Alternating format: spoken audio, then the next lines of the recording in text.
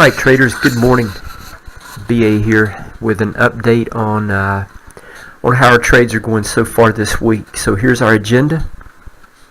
We'll hit the latest closed out trade results, status of our open positions, any new trades, and I'm going to save the weekly zones for tonight when I update us on how the markets have worked, any new stuff, and what's working. Alright, let's get started here. Quick view with our weekly stats, and let's see here. There we go. Okay, as you can see, our last profit that we took was in the Strangle this week, so we had a really nice profit on that. That's all we've taken so far. However, today I'm going to have several other trades queued up to take off for some nice profits as well. You'll see those as we filter through our charts. Alright, let's move right into our open position status. Alright, there we go.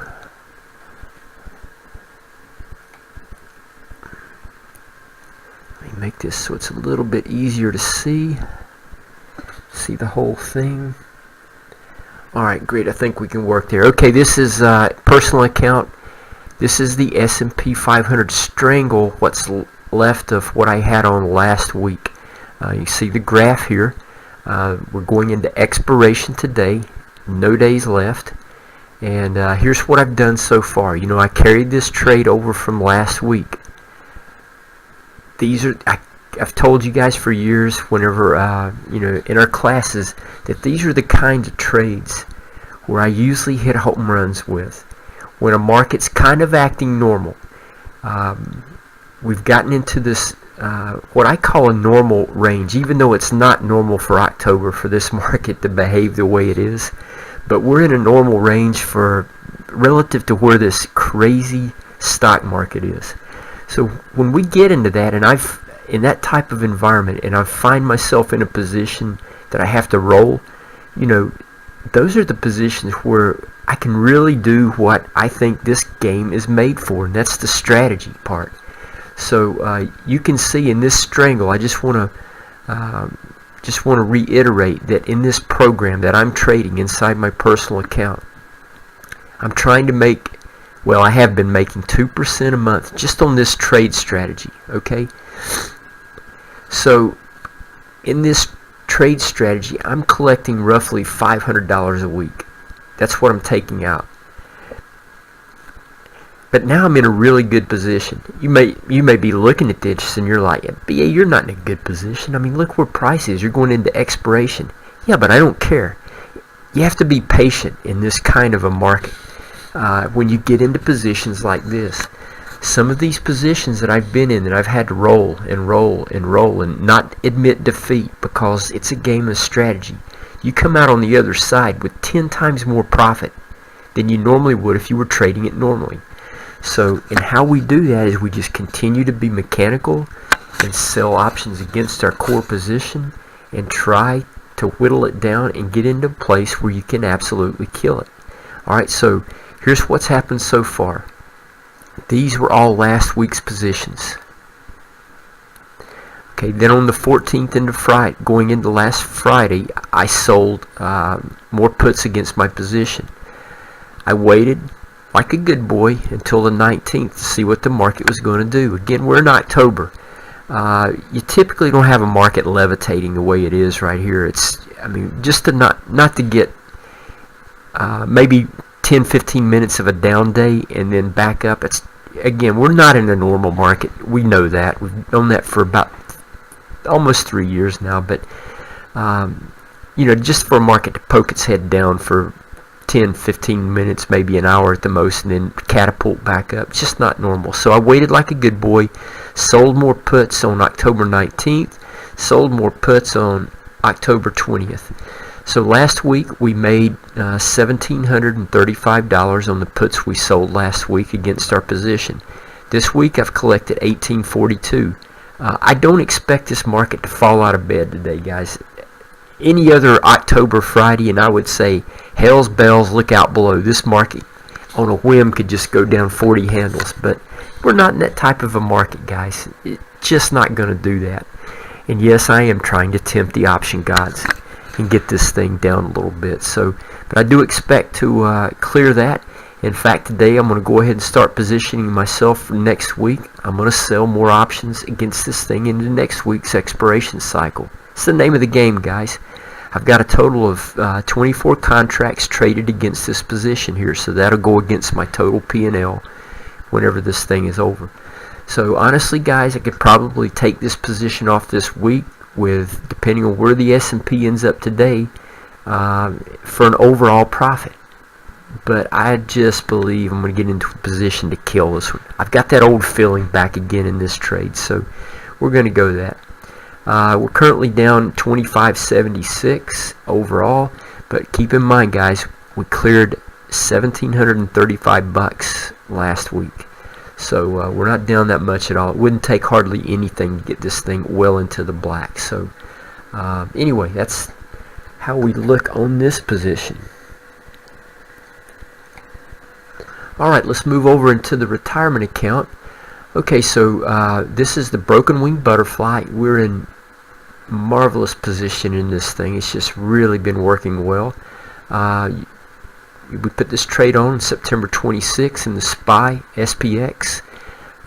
With 58 days to go, we currently have 35. We've been in the trade for 23 days. This thing's working exactly the way it's supposed to. We have an $886 P&L. Not worried about the $23.79, but we're inching upwards closer to our first profit target, which is $1,500. So we're really close on this thing. You know, I think barring any sudden shifts in the market one way or the other, then we're probably going to close right in on this 25% profit target here. We're getting into the sweet spot of the theta decay for the position we've been in. So that 45 days down to 30 is a rapid descent in theta. Tasty Trade has proven that time and time again. That's why they go out 45 days in their trades. They believe the most, according to their stats and their back tests, that the most rapid decay in theta occurs between that 45 and, you know, we'll call it 20-25 day. We also know that the last week and a half, 2 weeks, is a rapid descent in theta as well. But so we're in the sweet spot. We could get a big theta collapse into next week in this thing, and yeah, be able to take it off. All right, let's see what we have going next. All right, here's the Iron Condor in the retirement account. We put this on October 12th in the SPX with 44 days. We currently have 35 days to go, so we've been in this trade 9 days. Our current P&L is 1129. We're way ahead of where we're supposed to be on our linear profit graph, so check. We are right at our 50% profit target, check. 9 days in this trade and we're at 50%. Guys, this is a major trade right here. This is why I say you have several of these trades throughout the year in a strategy that you just keep playing and playing, and this is how you get the exceptional returns. Yeah, we're trying to shoot for I'm trying to shoot for 4 to 6% a month in my retirement account, which I've been hitting consistently. But this is how you really catapult that, so that you get those extra bumps up in profit along the way. And then next thing you know, instead of making 45 to 50% in the year, hey, you're up 75, and you're like, how did I do that? Well, this is how. So we're going to put this trade in today to take it off, scoop it up, ring the register, and we'll see if we can get our price. If not, we'll hold and wait until next week.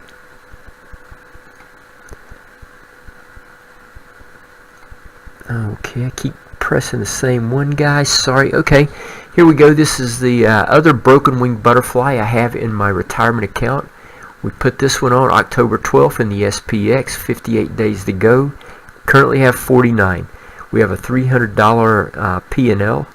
Right now, we're not worried in the broken wing butterflies about our linear profit and loss graph.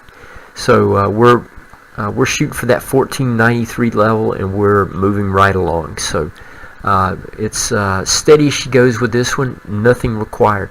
Now just keep in mind, guys, Monday, today is expiration for the SPX, and all the equities and stocks on a monthly basis. So what we will end up doing is Monday morning reloading on everything. So we'll reload with a new iron condor, we'll reload with a new broken wing butterfly, and we'll just keep all the stuff that's working going. Alright, so nothing to do here in this trade. Let's see what we have next.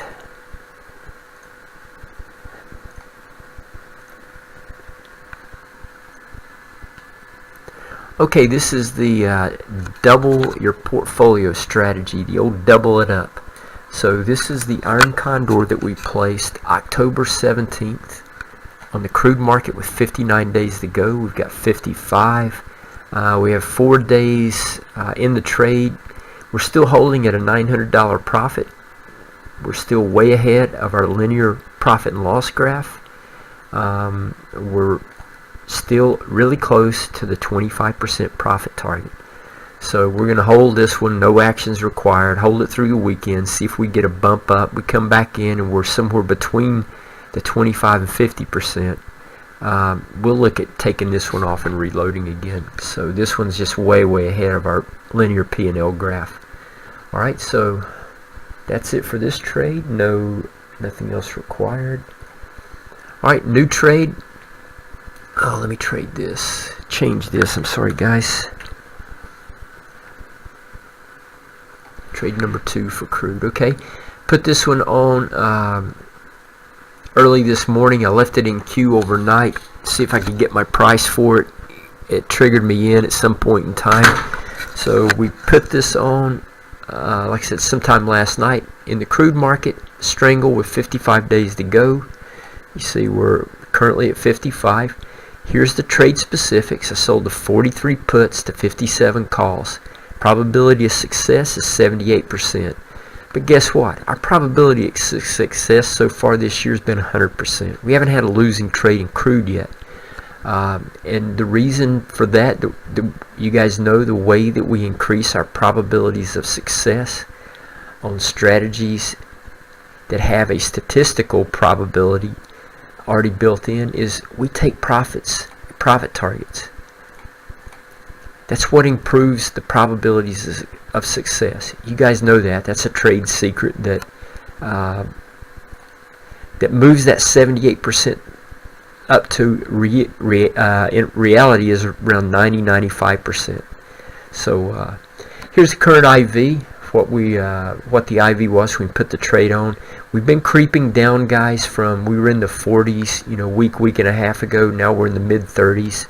I was able to collect a $1.07 for this trade. So our max profit, $53.50. Buying power, 12,000, some change. We still have some really good max profit to buying power ratios here. I'm roughly queuing this trade up around the 10 deltas, just to give you an idea. Alright, here's our action points. On the put side, it's 45. Call side, 55.50. First course of action is to add, and make sure my spelling is right, is to add or subtract deltas by, wow, let's just go through here and make this look like I know what I'm doing. Add or subtract deltas by selling calls or puts. That's the first thing I'm going to look at. Second course of action at one of the action points is to add a smaller strangle. Third course of action is to try to roll the tested side out further. So here's what I've done successfully in the past, and it all depends on time, guys.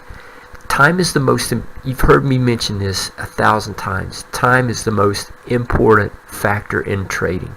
Whether you're trading directionally, trying to get a position on, if you can measure the time in a normal market, that is a huge edge you can have. Well, for us, time is a little bit different in non-directional trading. But time as it relates to how quick the market moves to one of our short strikes really depends on which course of action I take. Again, you guys are all very clear of the concepts.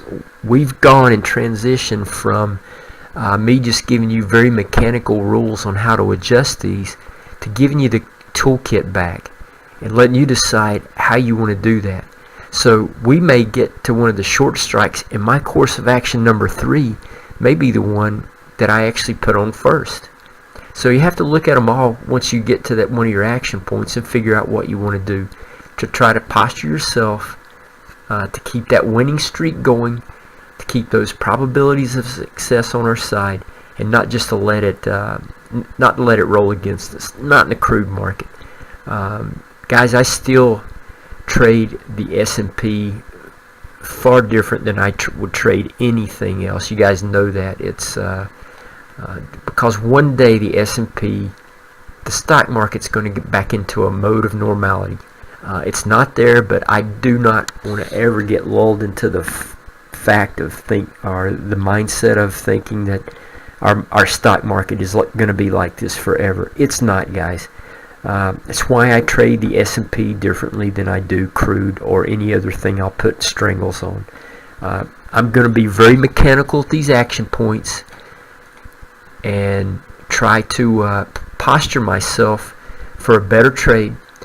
In the S&Ps, I may let the trade go against me and try to trade mechanically and do what's always worked for me in a normal market in the S&Ps. Eventually, in the S&P, we'll get back to that. Okay, that's the new trade here. Here's our profit targets, and that's it for that. So, okay, so we've latest closed out trade results. We've looked at that. Status of our open positions, new trades. Let's go right quick to new stuff. I just want to show you. We'll take a look at. Oh yeah, we've got crude popping up. Here we go. Alright, this is just a look at, I had crude up on the chart here watching it, so we'll take a look at our automated signals. So just to look at this, guys, just over here is my trigger chart. This is the filter chart, but everything's just been hell's bells to the upside in the crude market. You got an entry here, entry here, entry here, entry here, entry there. So that's 5 signals right there that would have all panned out for you to the upside. So I really like the automated signals, how they I mean, I can see the trades with the naked eye, but it really highlights these trades and how well they just work in these markets here. So I haven't gotten the filter built in yet. That's down the road, maybe another month or two when I've got a little time to work with the programmer on this. But you could easily trade this right now without any issue, and hey, I think you can clean up on this. So when I get to some time where I've got 2 hours a night, you know, this is what I'm going to be playing in the Forex market, guys. This very strategy right here. So, but I got to tell you, some of the new stuff I'm working on is I'm writing a book. So I might have to get you guys to put some, maybe make some comments that I can add in there. I've got to see what all we have to do. But I'm writing a book on the most consistently profitable strategy that I've ever seen. And that's our 2% a month strategy, the baseline for what we teach. So anyway, I think that's all we need to talk about this morning. Hey, what's working? You already know that. It's the Strangles. We haven't had a losing trade in crude this year. It's the 2% a month on the S&P. So far, I've had one losing trade at the first part of the year in that strategy. Wasn't a big loser. Right now I'm nursing the only other trade that's put us in a position to defend it. So that 2% a month model is working very well. We know the iron condors in the retirement account on the SPX are working marvelously. The broken wing butterflies are doing exactly what they're supposed to do. So hey, it doesn't get much better than this in non-directional trading. Stock market blows. I mean, we should be seeing some back and forth action in Rocktober, but we're not. We're seeing this thing just steady as she goes. And again, I want to reiterate, we're in a period that we haven't seen in 50 years. I know you guys continue to hear me, especially I've been short the S&Ps, you know, the first part of this year from March through May with not a downtick. We finally got a little wiggle down about 2 weeks after I got out of my short position. I was in the NASDAQ for 8-9 weeks, nothing but straight up movement in the NASDAQ. Come to find out, we're in a 50-year move that from the January lows that we haven't seen, a move that we just haven't seen in 50 years, and that is the way they're keeping this market propped up as it relates to the breadth. So, hey, this thing, I've just said time and time again for years that the aberrational moves in this stock market are going to continue until we get to the blow off on this thing. That's the way these things always unwind. I mean, it's no different this time than any of the others. So we're one day closer. I don't know when that will be, but I think we'll know it when we get there. We're looking for that blow off move that persists for 6 to 9 months, where everybody's making money hand over fist. Everybody believes that the economy's fixed. Everybody gets past interest rate rises that we need to see. We need to see the interest rates start creeping back up and get into an area. I don't think we'll ever see a big crash with interest rates as low as we are right now. That would be a precedent. But hey, who knows? This thing has just set one precedent after the other. So we're just waiting for the reversion back to the mean. That's what we're waiting for. Anyway, that's a wrap for this morning. I'll put out my trade recap tonight. You should have it tomorrow to check out and see. And we'll leave it at that. This is BA signing out.